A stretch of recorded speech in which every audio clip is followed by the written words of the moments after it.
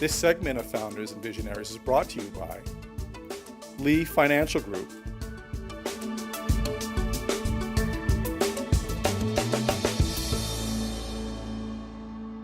So Lee Financial Group up here in Manoa at Manoa Marketplace, Yes. and you folks have been around for a while.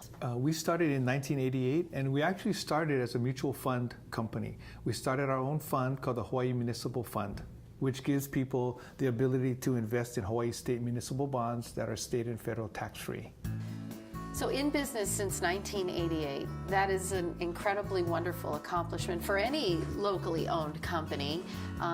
How's it been for you along the way? You know, our business right now has faced a lot of challenges. In the normal cycle of business, the stock market has been historically correcting once every 14 years. Well, we've had two major corrections in the last 9 years. And that's changed a lot. And what we have tried to do is say, we can't control what the market does. All we can do is help our people. And I think the key to this comes down to service. So if you look at most businesses, they're probably gearing up and trying to be as efficient as they can. We call this wringing out all the inefficiencies in your practice or in your business, and try and take care of your clients as much as you can. So quality customer service has been what's gotten you this far. I work with some of the best people on the street. That's my secret. Yeah. Wonderful. When someone comes to you for the first time and decides to become a client, what do you hope they gain from that experience versus going to another organization? The first thing we try and tell them is that there are no dumb questions, okay? So we want people to really understand what they're investing in before they do anything. We're gonna talk a lot about things that you might not understand, and before you do anything, ask as many questions as you can. Because the more they know, the more educated decisions they can make for their own money. One of the key issues in our industry that has been on top of mind with everyone is fee structure. There are a lot of firms, a lot of investment programs that they don't always want to disclose fees. So we tell people, before you do anything, ask people how much it costs to be here. How much does it cost for me to be in this investment? And that is good to know, because in some structures they hide the fees in different places here and there, and you may be getting charged more and not even realizing it. That's right. In fact, there is legislation right now to try and shore up some of those what we call hidden fee structures. So I'm hearing a lot on the streets these days about gold being a good investment. Is that still what people are saying in the industry? That's very interesting, because from time to time you're always going to have what we call the new hot idea. It might be gold, it might be stocks, like Apple Computers, another one of those, right? Or Google stock. And we tell people there are no good or bad investments, because the honest truth is no one, I don't care how knowledgeable you are, knows what's going to happen tomorrow. So what you do, rather than try and predict what's going to happen tomorrow, is say, does it fit my portfolio? Gold or any other investment might fit, but it might be a very small, 5%, 3%, or whatever. That's up to you to decide. But really, we're talking more about allocation than specifically trying to guess what's going to happen tomorrow. There's so many ways you can buy something. You can buy stocks or bonds. You can get on the internet now, and you can do it quickly, just on a snap of a finger. It still makes predicting the market and making money in the market just as difficult as it was 50 years ago. It's no more easy. It just makes the transactions easier. And a lot of people think, oh, I have more information, I can read more things. At the end of the day, making money is just as difficult as it was 50 years ago. When we look at an investment or possibly something that might fit a client for us, we always want to look at the potential of loss, what we call risk. There's a mantra that we've used in our firm called losses hurt more than gains help. And maybe I can give you an example. How is your math? Yes, pretty good. Okay, so if you have $100,000 Right. and in the year 2012, the market goes down 50%, how much would you have? 50,000. 50,000, great. Now in 2013, the market goes right back up 50%. Where would you be? Now you're just at 75. That's right. Yeah. So, you have a 1 year where you're down 50%, the next year you're up 50%, but yet you're only at 75,000. And a lot of people think that it comes up to be a wash. But in actuality, losses hurt a lot more. So we try and pay attention to the potential of loss and try and manage that before we look at the potential for gain.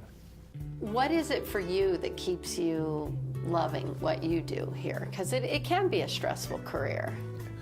For us, there's a lot of different things. When we see people, we help them reach their goals. Of course, that always makes us feel good. One of the things that makes us a little different, a lot of times, the small investor doesn't get the attention that maybe we think they would get. Well, I'm a local boy, born and raised here. I have family that live in Papakolea, so I am local. And one of the things that we have tried to do is say, you know, of course we want to try and work with everyone, but do we have programs that can help even the startup individual or the small individual or the local person that doesn't always get the attention? And so we started our mutual funds that have a low minimum that help us do that. Basically, mutual funds are a portfolio of many, many different investments. So you're automatically diversified. And in many instances, minimum investments can be as low as $1,000.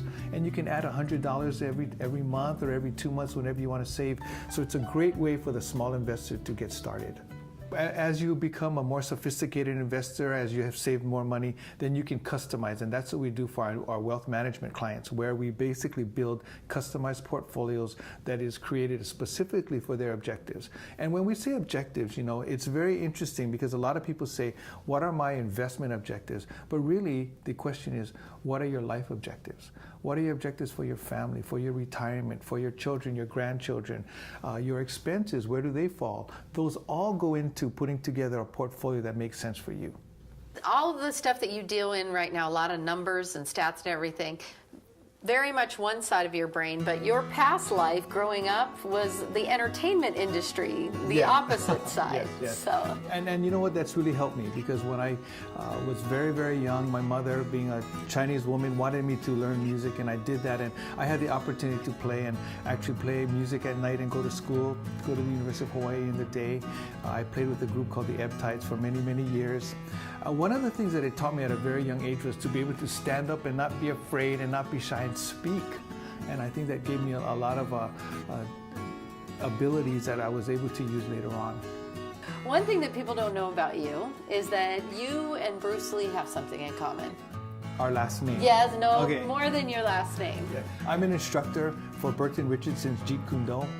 And one of the things that we learned, and Bruce Lee had a very interesting philosophy. Jeet Kune Do is his form of martial arts. Yes, Jeet Kune Do is his form of martial arts.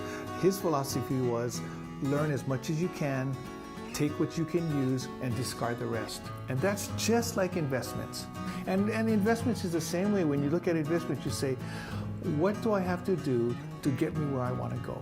And if where you want to go is retirement, for example, which most of us aspire to at some point, a comfortable retirement, then we're trying to set it up all the time on getting ourselves to that retirement.